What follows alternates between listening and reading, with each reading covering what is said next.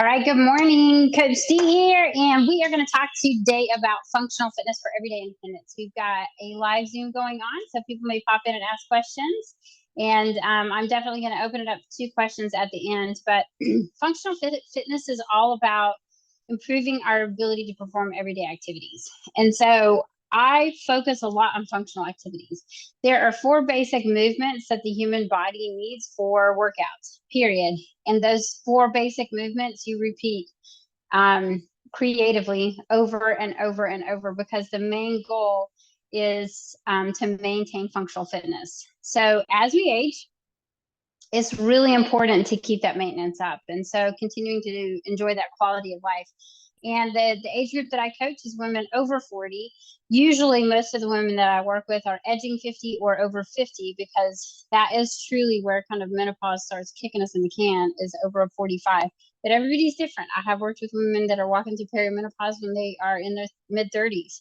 And so we're going to just kind of explore the significance of functional fitness and how it can benefit you, really no matter what age you are, or even whether you're man or woman, because we do have some men that participate in this free group. So everyday independence is something that, unless you have helped someone who is ailing, or know someone who does, and you hear stories, it's really important that we always keep that independence. The very second that someone loses their independence because of a fall and a hip break, that is usually when they start to deteriorate, especially if they get put like in a nursing home situation for rehab, right? Not that we're that age, but everything that we're doing right now is what's going to affect us 20 years from now. So I'm 47. So 20 years from now, 67 years old is what I am trying to keep myself moving and grooving for. Does that make sense? So we want to be able to mimic and improve movements in our daily lives, like bending, lifting, reaching, walking. You would be surprised how many people throw their back out reaching, or fall reaching. Walking, it becomes, if walking is physically painful, we hit a point in time where we just stop doing it. And that, ending that in our lives, it's just like an end of an era. And it's going to be really hard to be able to get everything done that we need to get done, because the more you walk, the more you can walk. It's one of those things. So by working on specific movements, you can enhance your ability to really stay independent and perform daily activities. So as we get older, I will say I try desperately not to fall. I am very aware of how scary it is at 47. And so fall prevention is a significant concern. So functional fitness helps us improve balance.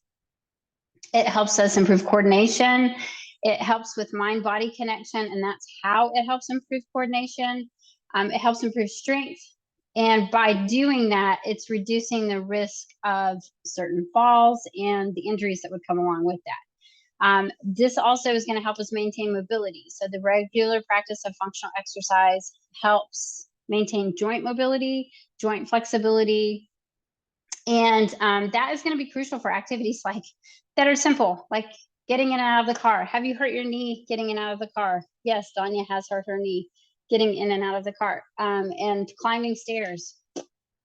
Simple things like a quick jaunt across the yard. I tore one of my knees coming up my porch to chase my granddoggy who had escaped.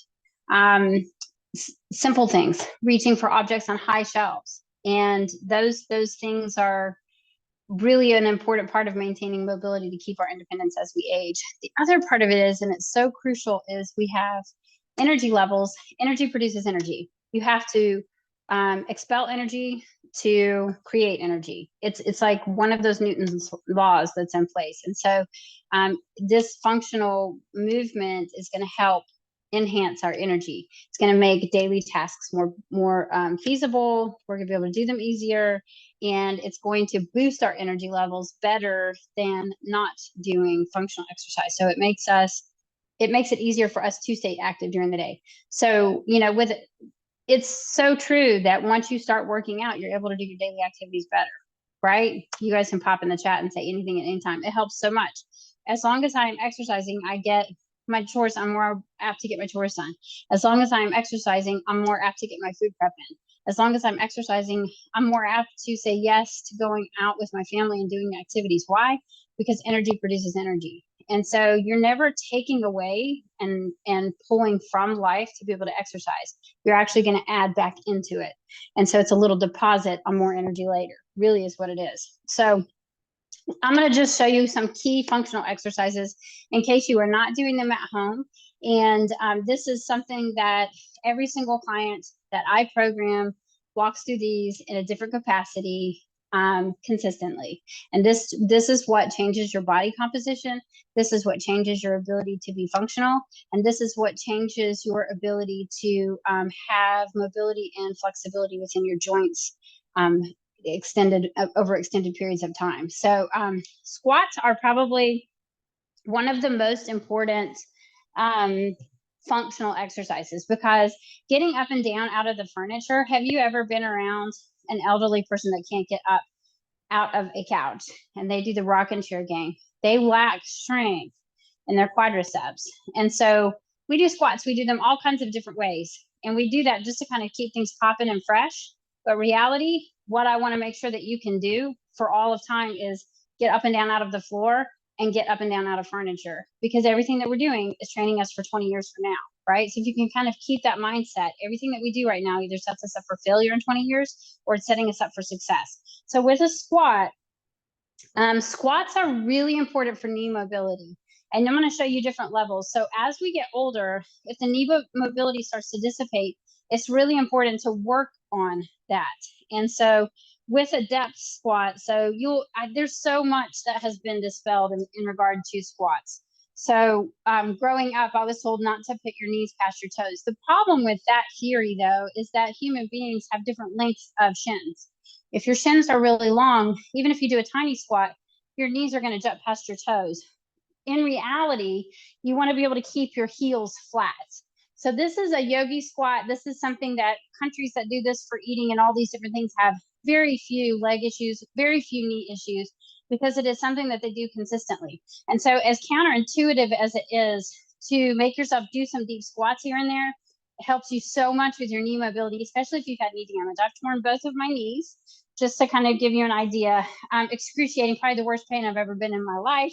It was terrible, but I work constantly on depth and mobility with my squats. Now, I've done a leg workout, so it might take me a second to get back up from here.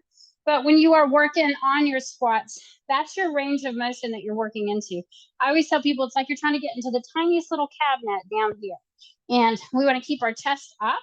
The other side of that is you can have a chair that's low or a block and work on your depth that way. So when you do that, though, it's better to take your feet out just a little bit wide. The wider the stance, the more stable. And you'll notice that when I did that, my toes went out a little bit because my knees are going to start tracking that way. So your knees need to track over the toes, like if there were little tracks that they were going on. So if my toes are this way and my knees are trying to track that way, that's not going to be the correct way for the knees to be mobile. So you just always want to try to set yourself up for what feels pretty natural. And so this is how you teach yourself kind of those deeper squats. Have something to go to where you need to stay here a minute and be like, I'm going to talk and pretend like I'm teaching you something so that I can rest because my legs are tired, just like that, right? And then we're going to come back up and down. And this is really one of the best ways to teach yourself how to squat. If you are not exercising, if you will just add 3 sets of 10 squats every single day, your life will change dramatically. Even my most broken clients, I've had one client in particular that had such a bad back injury that I didn't know if we were going to be able to get him mobile or how we were going to do it.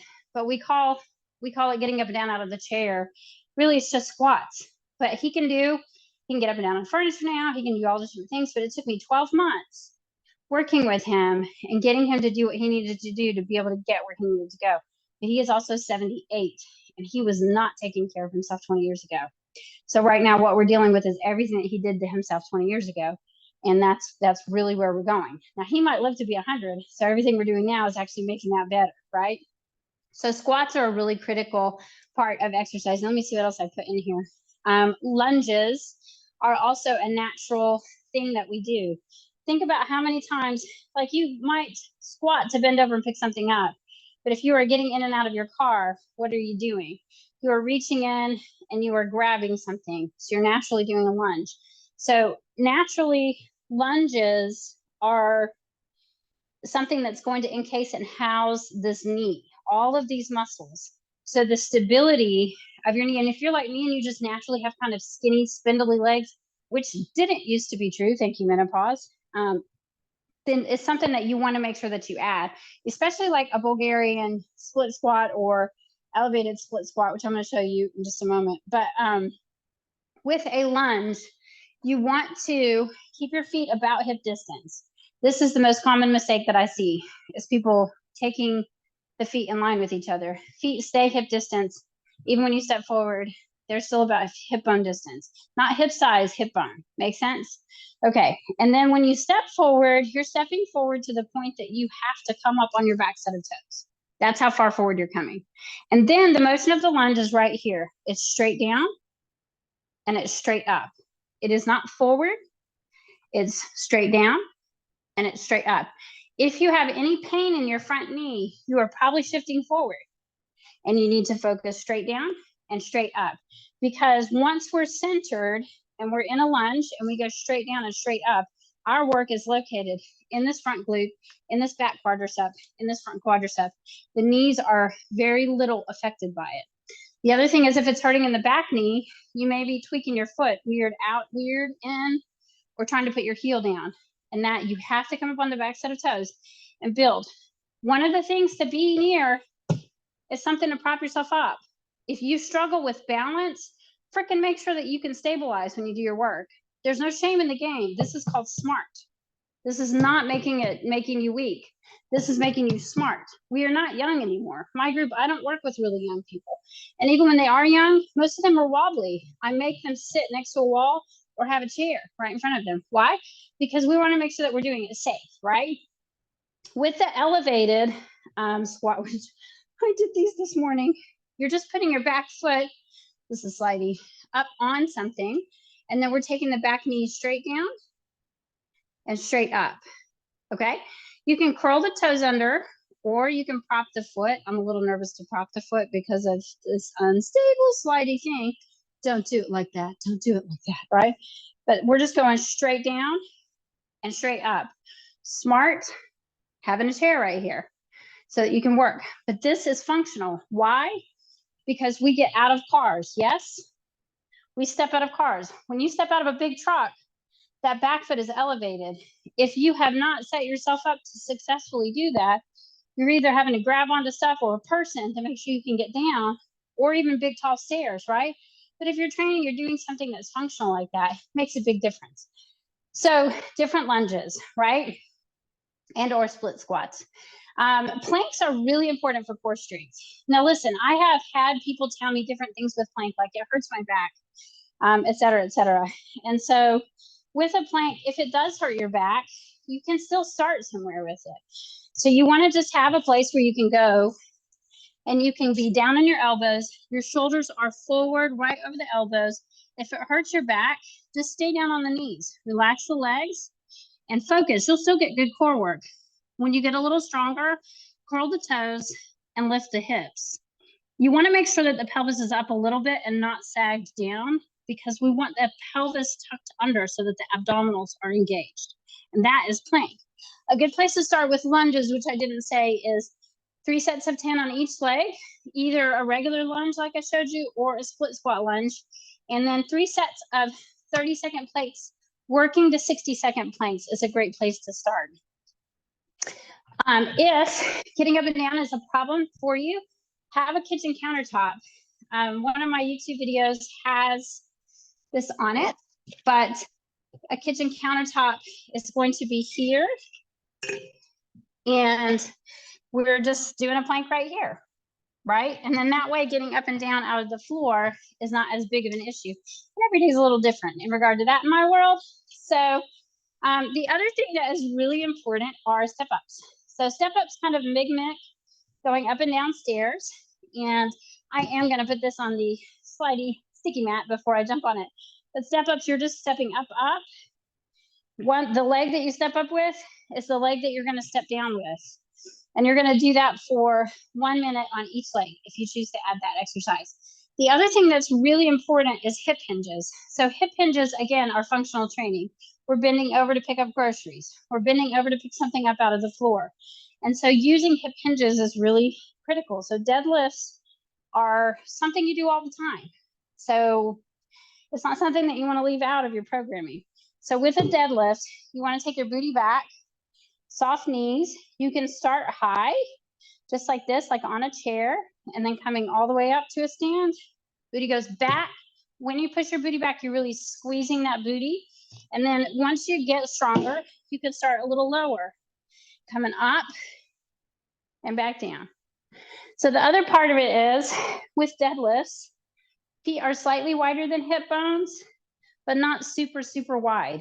And it's just functional work that's going to make us stronger in our everyday activities. And so the biggest thing that we want to do is incorporate functional exercises into everything that we do in our daily routine, because that's going to keep us independent. My nose is starting to run. And focusing on movements that directly relate to our activity so that you can enjoy more active and fulfilling life. That's really something that as we age should be everyone's goal. So we want to work toward a healthier, happier life and have a more independent future. So Mandy, I think that Ellen left us. If you have any questions, let's see if I feel like there was something in the chat that popped up. I'm kind of in between those two positions. How do I get lower? For the Bulgarian? You can unmute and ask.